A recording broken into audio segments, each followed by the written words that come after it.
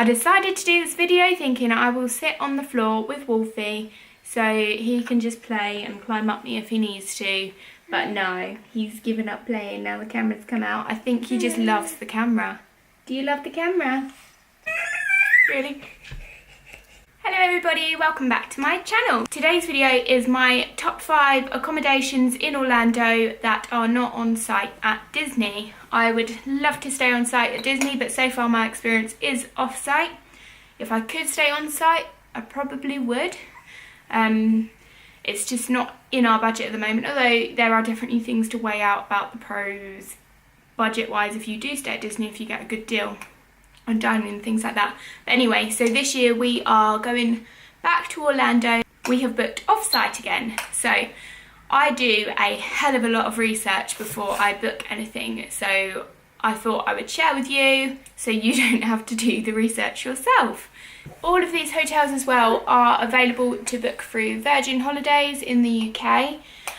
I thought I'd stick with them because I know a lot of people do look on there, although I would recommend also looking on comparison sites such as Trivago and Expedia and comparing if you use your flights as well or not, because sometimes you may get a better deal elsewhere. For us it worked out better this time to book through Virgin. Now, number 5 is the Radisson Resort in Celebration. Very standard hotel, very good location for Disney and pretty cheap, relatively good reviews.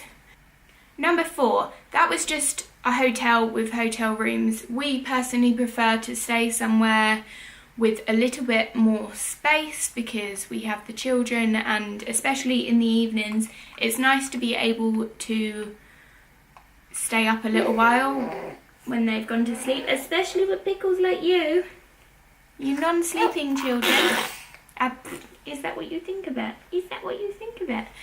So yeah, we prefer to stay in a kind of suite villa-y situation. So number 4 is coming in quite cheap in regards to a suite, and that is Comfort Suites at Disney's Maingate East. I think there are a few Comfort Suites, so it's definitely this one that I've been looking at. The TripAdvisor reviews are really good, and my sister-in-law is currently staying there on her honeymoon, and she sent me a delightful room tour, and it does it really good, really spacious, clean, pool looks lovely. So yes, I would definitely recommend that one. The first 2 are definitely more if you are on a lower budget, and then increasing as they go up to number 1, because obviously number 1 is going to be the nicer, slightly more expensive situation. So number 3, this one is actually a resort which has townhouses, so a villa style situation. You can get 2, 3 or 4 bed townhouses, all I believe with a private hot tub, and there's obviously pool on resort too. This particular place with the townhouses is called CLC Regal Oaks. They also have another resort called Encantada. They look more or less the same, slightly different location, but still very good locations. Very modern, spacious townhouses. This was a big toss-up for me whether I was going to be going with this particular place for this trip or my number 2, which is Cabana Bay, which is a Universal hotel. The reason we went with Cabana Bay in the end is it tallied up slightly lower in cost in the end, and I was so torn between having the extra space of the townhouse or having a lovely kind of new style, very family friendly resort, which Cabana Bay is. It's got a lazy river, all different kind of pools. It's obviously on site at Universal, so you have transport there. We will be hiring a car, but it's just nice to have that. It overlooks Volcano Bay on one side, which is their brand new water park, which is opening this week, I believe. So this is the one we went to, so I'm going to tell you about it in a little bit more detail. It is, you can find loads of YouTube room tours as well if you are interested in this particular hotel. So it's a 50s style retro looking place, very bright, and We have gone for what they call a family suite. It's still just a hotel room. I get a bit anxious about leaving the kids separate for me. We did it last time and it was absolutely fine. But in this particular one, there is a bedroom with 2 queen-size beds. It'll probably be me and Wolfie in one bed and Dan and Termina in the other bed. But yeah, so there's then a living room section with a very small kitchenette situation. We had a whole kitchen last time, which was lovely, but we did barely use it, so I managed to talk myself into the fact that this is okay. And it's got quite a cool idea with the bathroom. It's a split bathroom. I think their idea, because they're designed completely a family resort, mainly with children and stuff, hence the only having 2 queen bed option. I'm really sorry about this little ferret.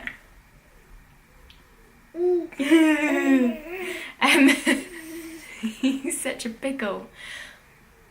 So they've got a split bathroom, and the open area in front of you just has a sink and a big mirror, and then on the side of that they've got a toilet on its own, and then the other side they've got a bathroom with the shower, bathtub and another sink. So there's technically like 3 areas you can get ready in. That's the idea of it. But yeah, the facilities there look really good. Yeah, the food looks just mainly like American junk food, to be honest, so we'll see how we'll get on there, but generally we'll be eating out a lot. I'm planning on going and getting kind of convenience food to stock the fridge anyway. So yeah, that's Cabana Bay, which is where we will be staying, so you'll see that in full detail, but like I said, there are so many videos on YouTube already. Number 1, my personal favourite, where we stayed last time, is Sheraton Vistana Villages Resort. And the one we stayed at is Lake Buena Vista. There is also one on International Drive. They are 1 and 2 bedroom apartments. We had a 2-bedroom one. It was...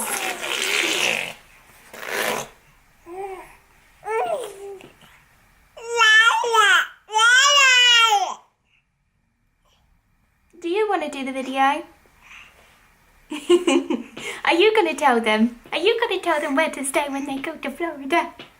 Are you going to tell them where they can stay? I'm going to feed you.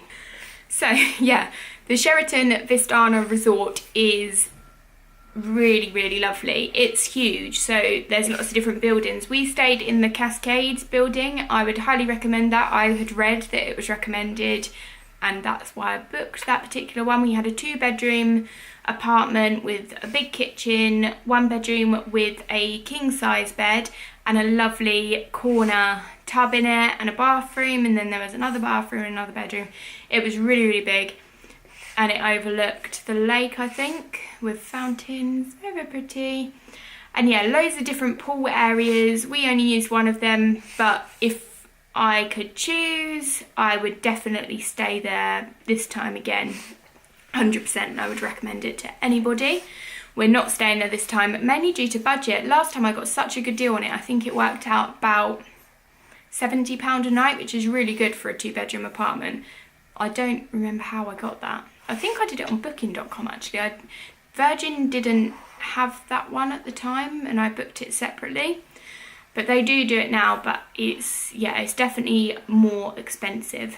So they're my top 5 kind of reasonably priced, average price places. They're not like the low of the low. I think you can get lots of different motels and things like that. I wouldn't necessarily recommend them.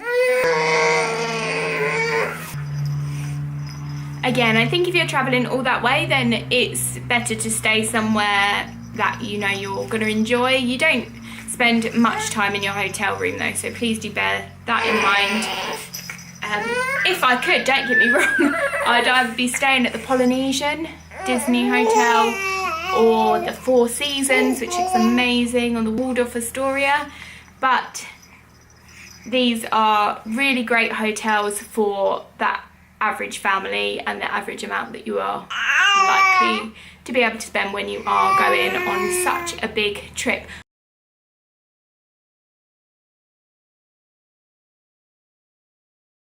There are a few other places that are worth looking at too. I know I said this was my top 5, but I'm going to link below some other options, as there are so many. This is more focused on apartments and suites, as this is what I was looking at, but there are some fabulous hotels around too. And definitely check out AiBnB, especially if you're not just staying in Orlando and moving around a little bit. We actually haven't ended up booking any Airbnbs, but they had some such nice places and really good prices. The other places worth looking at, which are either townhouses or apartments, are Vista Cay, or K, I always get them a little bit confused, Cabana Bay, Grande Villas, which is a little bit on the cheaper side and has amazing TripAdvisor reviews. And the last one is Floridays, which was another personal favourite. So yeah, I'll link all those below, including my top 5. Another thing worth noting is that even if somewhere is coming across a lot cheaper on Expedia or price comparison things, is to look at what different travel agents offer. Virgin will offer certain benefits for certain hotels. For example, at Cabana Bay you get the parking fee waived, which is $12 a night, I think, so over the 9 nights that really adds up. You also get free tubes for the lazy river, and I think you get something else. And then at the Radisson hotel we're staying at, you get late checkout of 3 o'clock in the afternoon, which is really handy because we're going to the airport straight from there, so we can keep our bags there, probably go out in the day and then collect them, go straight to the airport. Sometimes it can work out cheaper when you add up all of your benefits. As you can probably tell, I'm more into the savvy holiday planning. I like to have a really nice holiday and not stay in budget accommodation, but also not pay top prices for that. I really hope you did enjoy the video today. Give it a thumbs up if you did, and I'll see you again next time. Bye!